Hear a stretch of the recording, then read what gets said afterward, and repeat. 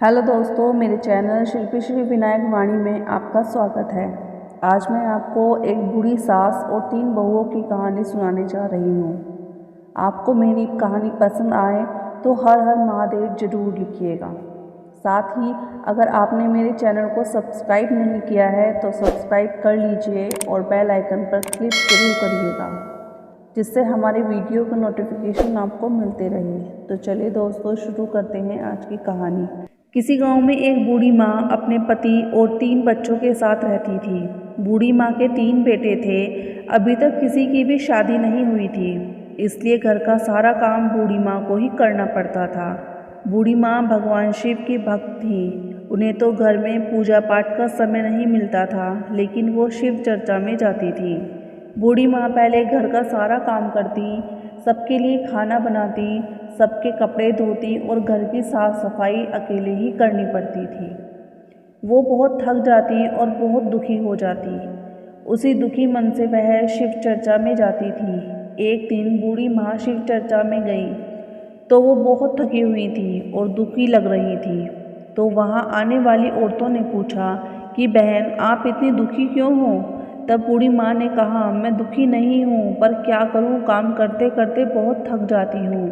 तब उन औरतों ने कहा, तुम्हारे तो 3 बेटे हैं, तो बड़े बेटे की शादी कर लो। बहू घर में आएगी तो तुम्हें काम नहीं करना पड़ेगा। बूढ़ी माँ ने कहा, हाँ, अब मुझे अपने बड़े बेटे की शादी करनी पड़ेगी, क्योंकि अब मुझसे काम नहीं होता। फिर बूढ़ी माँ ने अपने सब रिश्तेदारों से कह दिया, कोई सुंदर सुशील लड़की हो तो बताओ, मुझे अपने बड़े बेटे का विवाह करना है। सब ने पूछा, दहेज में क्या लोगी? तो बूढ़ी माँ ने कहा, 2 लाख रुपए। फिर एक रिश्तेदार ने एक लड़की के बारे में बताया और 2 लाख रुपए में शादी तय हो गई। बूढ़ी माँ ने बहुत धूमधाम से अपने बड़े बेटे की शादी की। अब बहू घर आ गई। बूढ़ी माँ ने सोचा, अब बहू आ गई है तो सारा काम वह कर लेगी। अब मैं आराम से शिव चर्चा में जा पाऊंगी।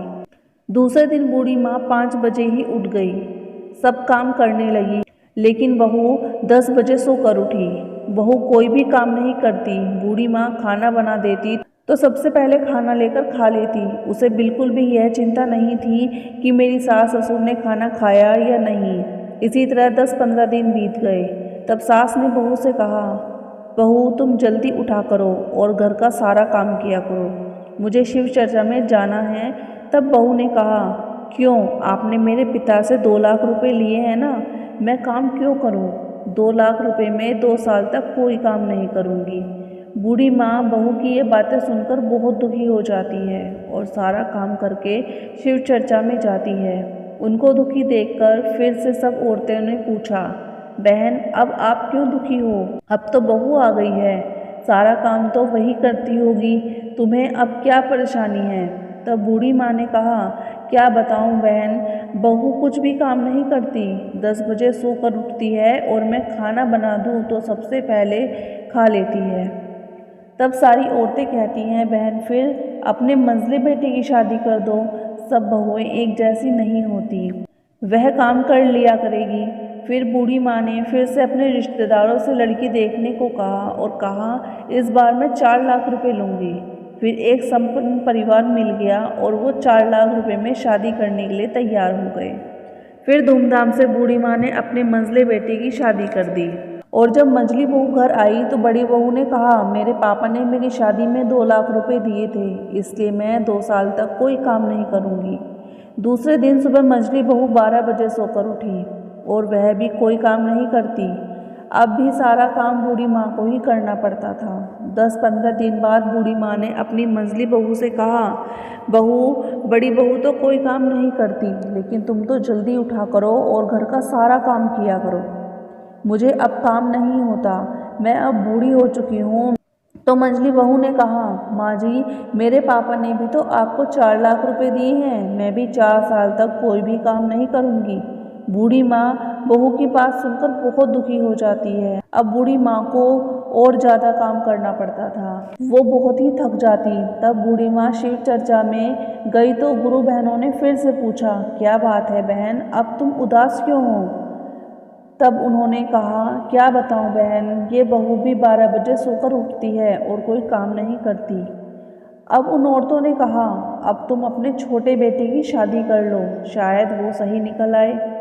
फिर बूढ़ी माँ ने अपने छोटे बेटे के लिए लड़की देखनी शुरू कर दी, लेकिन उसने सोच लिया था कि अब मैं एक भी पैसा दहेज में नहीं लूँगी, और आखिर में एक गरीब लड़की से अपने छोटे बेटे का विवाह कर दिया।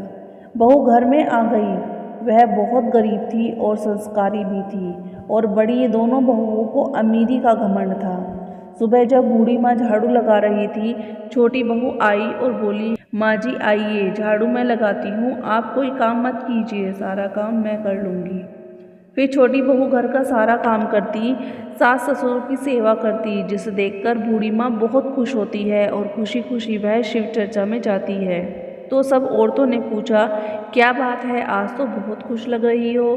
तब वह कहती है, छोटी बहू बहुत अच्छी है, वह घर का सारा काम करती है और मुझे कुछ भी नहीं करना पड़ता, इसलिए मैं खुश रहती हूँ और शिव चर्चा में आती हूँ। ऐसे ही धीरे धीरे समय बीतने लगा और सावन का महीना आ गया। बूढ़ी माँ और छोटी बहू मिलकर पूजा पाठ करते और सावन सोमवार का व्रत रखते। एक दिन बूढ़ी माँ ने छोटी बहू से कहा, बहू सावन का महीना चल रहा है, चलो गंगा स्नान के लिए चलते हैं। छोटी बहू ने कहा, ठीक है माँ जी। फिर दोनों सास और बहू सुबह सुबह गंगा स्नान के लिए निकल जाते हैं। दोनों सास बहू गंगा स्नान करने लगते हैं। इधर भगवान शिव सब देख रहे थे। उन्होंने एक साधु बाबा का रूप लिया और सारंगी ली और बूढ़ी माँ के घर के सामने बैठकर सारंगी बजाने लगे और भिक्षा मांगने लगे। तब दोनों बड़ी बहुओं ने आवाज़ सुनी तो बाहर आईं। साधु बाबा ने कहा, बेटी खाने को कुछ दे दो, भिक्षा दे दो। सारंगी की आवाज़ सुनकर बहुओं को बहुत गुस्सा आ रहा था। उन दोनों ने कहा, बाबा पहले आप इसे बजाना बंद करिए, हमारे कानों में दर्द होने लगा है, और यहाँ से चले जाइए। हमने कभी कोई काम नहीं किया, अपनी सास को एक गिलास पानी तक नहीं दी, और तुम्हें लाकर भिक्षा दें, जाओ यहाँ से। उनकी बातें सुनकर साधु बाबा को क्रोध आ गया और उन्होंने अपने कमंडल से पानी निकाला और उन दोनों बहुओं के ऊपर डाल दिया, और देखते ही देखते दोनों बहुएं भैंस बन गई। ये सब गांव की कुछ औरतें देख रही थीं। वो साधु बाबा वहाँ से चले गए। वो दोनों भैंसें चिल्लाने लगी, लेकिन उनकी आवाज़ भैंसों की हो गई थी, इसलिए किसी को कुछ भी समझ नहीं आ रहा था। फिर जब छोटी बहू और बूढ़ी माँ गंगा स्नान करके लौटी तो अपने घर के आगे भैंस देखकर बोली, बहू ये भैंसें किसकी हैं, हमारे यहाँ ये कैसे आईं? बहू ने कहा, माँ जी लगता है ये गंगा मैया, ये भगवान शिव की कृपा है। फिर दोनों सास बहू अंदर गईं तो देखा दोनों बहुएं वहाँ नहीं थी। बूढ़ी माँ ने कहा, ये दोनों कहाँ चली गईं? उन्होंने सब जगह देखा, लेकिन दोनों बहुएं कहीं नहीं मिली।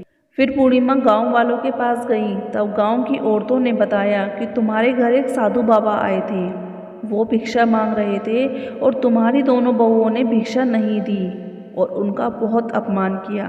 क्रोध में आकर साधु बाबा ने उन पर जल छिड़क दिया और तुम्हारी दोनों बहुएं भैंस बन गई। यह सुनकर बूढ़ी माँ दौड़ी दौड़ी उन साधु बाबा के पीछे गई। उसे साधु बाबा मिल गए। बूढ़ी माँ को साधु बाबा मिले तो बूढ़ी माँ ने कहा, बाबा मुझे माफ़ कर दो, मेरी बहुओं को क्षमा कर दो, उनके बदले मैं आपसे क्षमा मांगती हूँ। तब साधु बाबा ने भगवान शिव ने कहा, वो दोनों तो तुमसे काम करवाती हैं, तुम्हें एक गिलास पानी तक नहीं देती, फिर भी तुम उनके लिए माफ़ी मांग रही हो। तब बूढ़ी माँ ने कहा, भगवान वो जैसी भी है मेरी बहू हैं, मेरे बेटों का घर बिगड़ जाएगा, उन्हें माफ़ कर दो। तब साधु बाबा ने कहा, मैं तो तुम्हारे साथ नहीं चल सकता, लेकिन हाँ तुम मंदिर में गंगा जल लेकर उन पर छिड़क देना, वो पहले जैसी हो जाएंगी। तब बूढ़ी माँ ने मंदिर से गंगा जल लिया और दोनों पर छिड़क दिया और वो दोनों पहले जैसी बन गई। फिर बूढ़ी माँ ने उन दोनों से कहा कि अब तो सुधर जाओ, पाप करना छोड़ दो, पूजा पाठ करो, दान पुण्य करो, तो तुम्हारा जीवन सुधर जाएगा। फिर दोनों बहुओं ने अपनी सास से क्षमा मांगी और अब वो भी पूजा पाठ करने लगी और अपने सास ससुर की सेवा करने लगी। अब सब सास बहू मिलकर शिव चर्चा में जाने लगी और उनका जीवन भगवान शिव की कृपा से खुशियों से भर गया। जय हो भगवान शिव की। आपको ये वीडियो पसंद आया हो तो कमेंट बॉक्स में कमेंट करके ज़रूर बताइएगा और साथ ही मेरी वीडियो को ज़्यादा से ज़्यादा शेयर कीजिएगा, मेरे चैनल को सब्सक्राइब कीजिएगा और वीडियो को लाइक कीजिएगा। ओम नमः शिवाय।